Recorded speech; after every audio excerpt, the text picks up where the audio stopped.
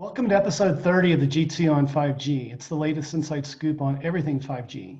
We cover 6 topics in about 15 minutes, and it's brought to you by More Insights and Strategy. I'm Will Townsend, logging in from sunny and cool Fort Collins, Colorado. And joining me again this week is fellow analyst Anshel Sag. Let's get started with my first topic. It was announced this week that the House passed a $750 million Open RAN bill. And it's no secret that Open RAN is gaining momentum. I actually hosted a podcast last week for an event out of Latvia called 5G Detectory, where we discussed the pros and cons of it. But what does this bill mean for adoption? So as I read into it, it's going to provide subsidies and grants to move the Open RAN initiative along. And 750 million, when you kind of compare it to the billions of dollars that operators around the world are spending to deploy 5G, doesn't sound like a lot on the surface, but I do think it'll put attention on the initiative, and it should drive adoption. What are your thoughts, Anshel? I do think it's a very small sum of money, but I also think that they are clearly seeing this as a opportunity to spur smaller players into getting involved in the industry or increasing their investment or seed funding.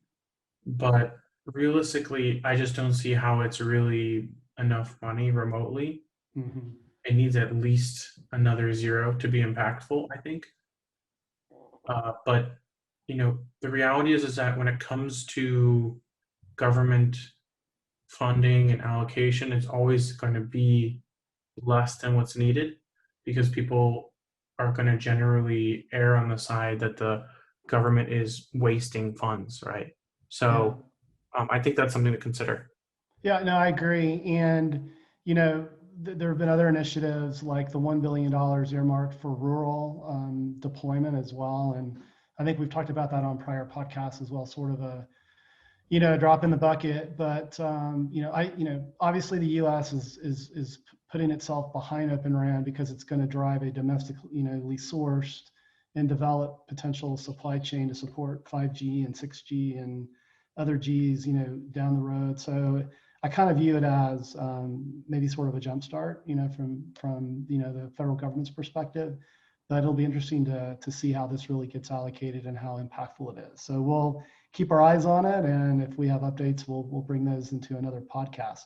Let's move to your first topic this week, and you want to talk about mmWave and Nokia, Qualcomm, and an operator Elisa in Europe. Yeah, so there's an operator in Finland called Elisa who is one of the largest carriers in the country, if not the largest, and they deployed a mmWave commercial network in partnership with Nokia and Qualcomm, and they were able to deliver a 8 gigabit per second mmWave bandwidth. People are calling this a record. Yeah. But the problem is that it required two 800 megahertz blocks of 26 gigahertz spectrum. So it was two devices combining together to make 8 gigabits per second, which means that each device was getting 4 gigabits per second, which is still really impressive and shows the scalability of mmWave, to build capacity and create fast downloads and get users on and off the network very quickly. Yeah. But I think there was a little bit too much attention paid to the 8 gigabits per second number because it's not for an individual device. And I would much rather see a much higher number for more devices than 8 gigabits for two devices. I think something that like T-Mobile had shown earlier in the year where they had, I want to say 8 devices at 5.6 gigabits. To me, that sounds much more like a real use case or a real user environment. Yeah. So because of that, this just sounds like it's kind of chasing a higher number, even if it's kind of in a scenario where it's not one device, but it's also not enough devices to really matter. Yeah. I call it racing stripes, and It's sort of like, when earnings come out or Ookla comes out and, the carriers, at least in the US, they make all these claims. And we actually have a blog that'll be posting on Forbes on Friday that you and I both co-wrote, where we sat down with Neville Ray and we sort of talked about sort of all of the, factors that go into deploying, 5G, and why, I think expectations haven't been met to present. But like we've spoken about in the past, 5G is a journey. It's a marathon. It's not a sprint.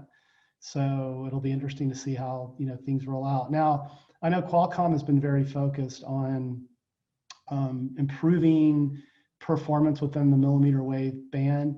Are there any specific technologies that Qualcomm is bringing to market to make this a reality? Yeah, so this is a combination of them utilizing their millimeter wave antenna modules, Mm-hmm. which are very small, and allow for integration into multiple devices. And they obviously also have the modem as well. So they have the device side, but they also have some of their RAN technologies as well. But my understanding is most millimeter wave stuff right now is still operating on legacy RAN as opposed to open RAN. Yeah. And this deployment specifically isn't even really a commercial deployment, because it's, while it is running on a commercial network, the operator is not actually running a you know an, a, a nationwide or citywide millimeter wave network yet. They won't be doing that till next year. And they were using two Nokia AirScale radios to do this, so it wasn't even a single like node. Yeah. So it definitely doesn't feel like a true commercial deployment.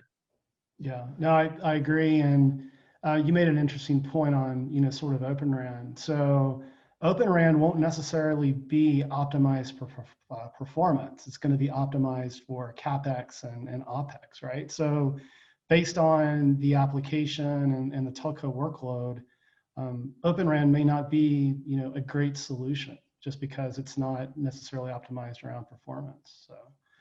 Interesting. Well, let's move to my second topic this week. And a startup, Celona, that I've spoken to in the past, announced a partnership with HPE Aruba to deliver an integrated private networking platform. The way they're going to deliver it is SaaS, so sort of a quasi-managed service, similar to like what Federated Wireless is attempting to do. So how is this different? Well, from my perspective, Celona is very focused on making the deployment and management of a private cellular network as easy as Wi-Fi. And they've also got some really cool technologies that they refer to as micro slicing, very similar to the network slicing scenarios that you and I have talked about in prior podcasts. And so I think this could be a game changer for two reasons. One, it's going to bring simplification to allow enterprises to be able to manage a fully integrated solution. And number two, they're leveraging HPE's IT channel infrastructure. So they're going to reach tens of thousands of reseller partners. And so I think from a scale perspective and a positioning perspective, this is a winner. I don't know if you caught the news, but do you have any feedback or comments? I haven't, but I do think it's good for there to be more players in the space to create more competition in the private networking space, because I think that there's a lot of attempts on the commercial consumer space to do that. Mm-hmm. So I think that there needs to be competition in the private space as well. And the more integrated solutions there are, the easier it'll be to deploy. And I just think it'll benefit 5G overall. Yeah, no, I agree. And, it's no secret that Nokia Enterprise, when you look at the kind of the purpose-built cellular infrastructure providers, is sort of really leading the pack there. But what I really like about this partnership is the sales motion, to an enterprise install base with HPE. So, HPE is not going to necessarily lead with it, but and they're going to sell, their core offerings, Wi-Fi 6 offerings, those sorts of things. But for customers that are exploring private cellular networking, that have a use case or a deployment scenario that would would be beneficial with LTE or private 5G. I think it's a great solution. I think it's a great strategy, and we'll keep our eyes on it, and I'll report back as things develop there. Let's move to your second topic, and mention of Huawei in the news again, but you've got an update on Qualcomm and 4G chipsets. Yeah, so as you know, as many of you know, Qualcomm and many other chip vendors have been trying to get permission to sell chips to Huawei now that they can no longer manufacture their own chipsets at TSMC. Mm-hmm. And Qualcomm was actually granted a right or permission by the US government to sell their 4G chipsets, not their 5G chipsets, to Huawei for the purpose of manufacturing smartphones. Mm-hmm. What's interesting is that Qualcomm is not stating which chipsets those might be.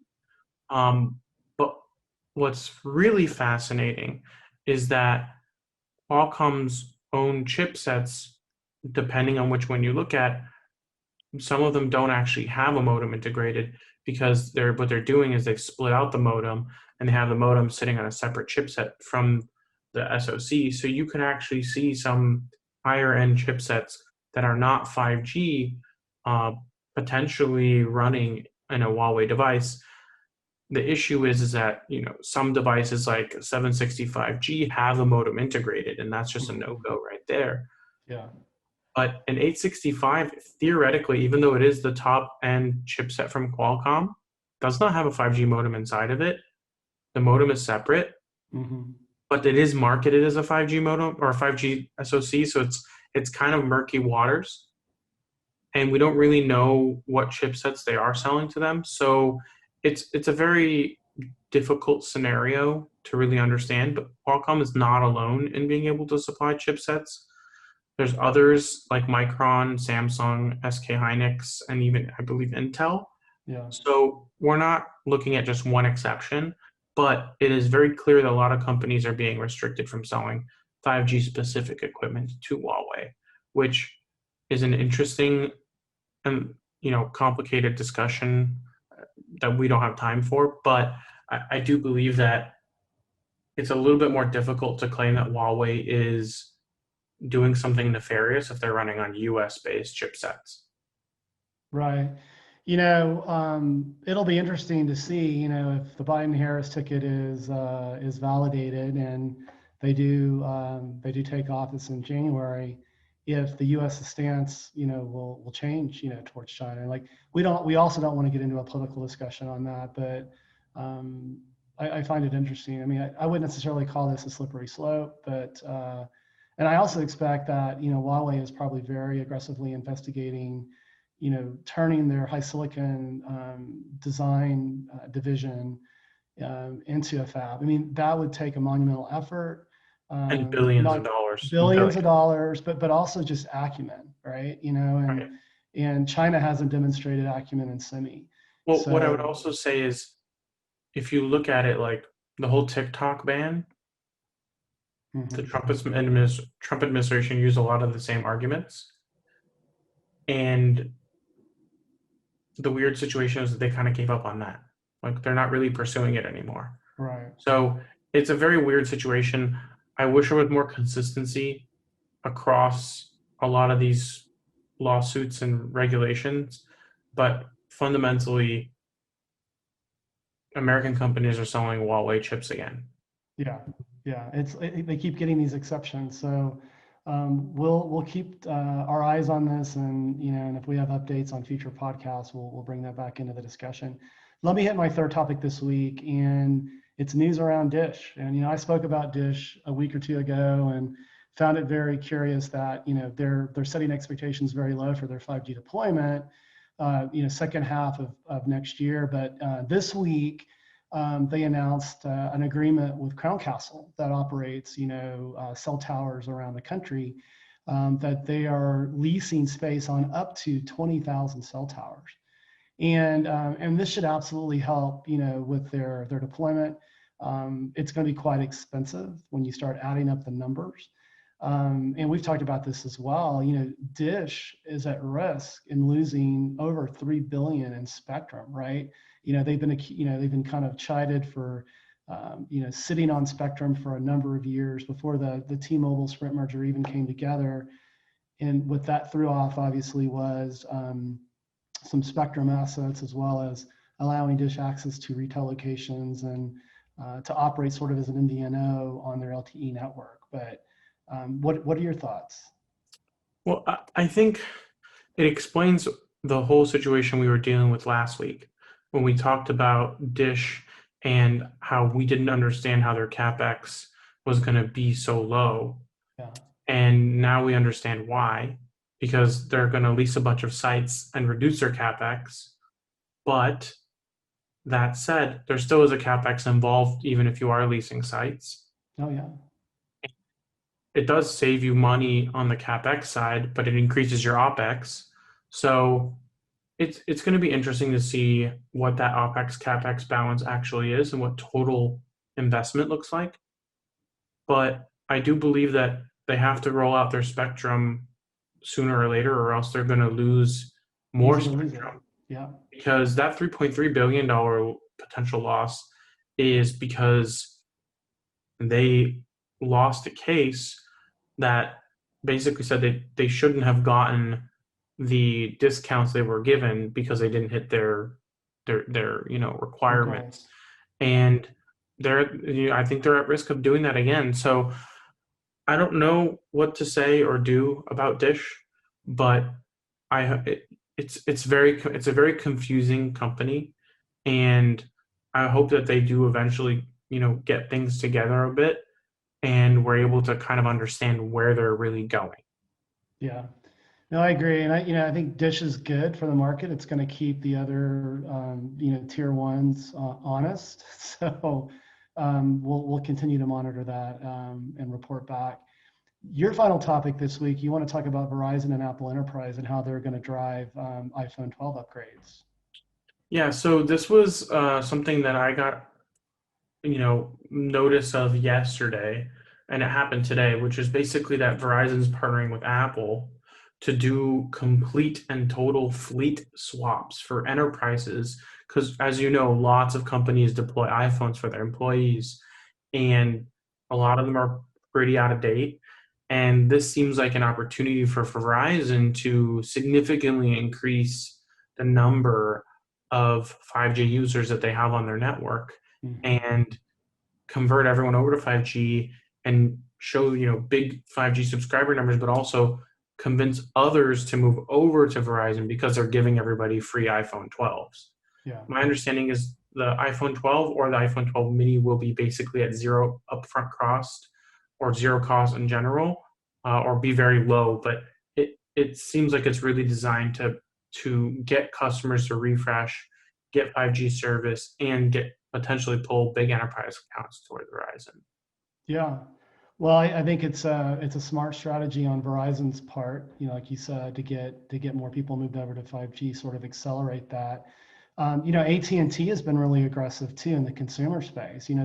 They've got a promotion right now where you basically turn your phone in, and it can it can be a very low end LTE phone, and you practically get an iPhone 12 for free as well. That kind of that basic model, or the mini. I mean, not the super max huge pro device, but yeah, it just seems like the operators are really wanting to aggressively move subscribers over to new hardware, and that's going to drive service revenue for them as well. I mean, access is one thing, faster, better, but then these operators, the way they're really going to monetize their investments is to deliver consumer enterprise 5G services that take advantage of that sub 5 millisecond latency, and that throughput that in a non-standalone network is easily 8 or 10 times as fast as LTE. And as they move to standalone, I've heard numbers 50, 60, 100 times faster. So I